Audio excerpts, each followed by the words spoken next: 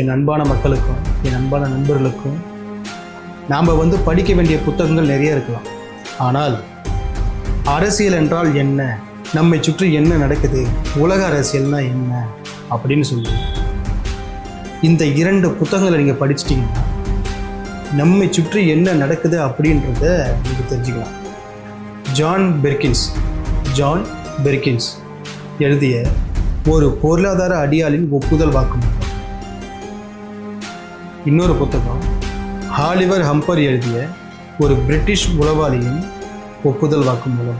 இந்த 2 புத்தகங்களை படிச்சிட்டிங்கன்னா உலக அரசியல், நம்ம நாட்டில் நடக்கக்கூடிய அரசியல், நம்ம தமிழகத்தில் நடக்கக்கூடிய அரசியல் எல்லாமே உங்களுக்கு புரியும். இந்த ஆலிவர் ஹம்பர் எழுதிய புத்தகத்தில் இந்த முகப்பிலே கொடுத்துருப்பாங்க, உங்கள் நாட்டில் உள்ள வளங்களை உங்கள் கண் முன்னே கொள்ளை போகும், அதை பார்த்து கொண்டிருக்க நீங்கள் சபிக்கப்பட்டிருக்கிறீர்கள் அப்படின்னா அந்த முகப்பிலே கொடுத்துருப்பாங்க. என்னன்னா,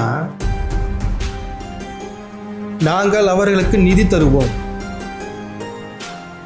நிதியை கொடுத்து அவர்களிடம் இருக்கும் பாதுகாப்பு படை, கனிம வளங்கள் எல்லாவற்றையும் எங்களுக்கானதாக்குவோம்.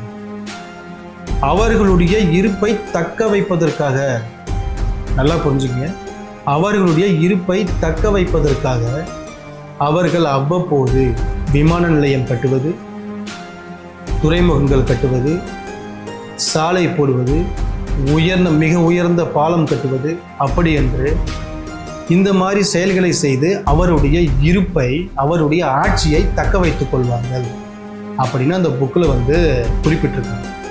இந்த 2 புத்தகத்தை என் அன்பான தமிழ்ச்சங்கோல், என் அன்பு உறவுகள், இந்த 2 புத்தகத்தை படித்தால் இரவு நேரங்களில் உங்களுக்கு உறக்கமே வராது. நாட்டில் என்ன நடக்குது அப்படின்றது உங்களுக்கு புரிஞ்சிடும்.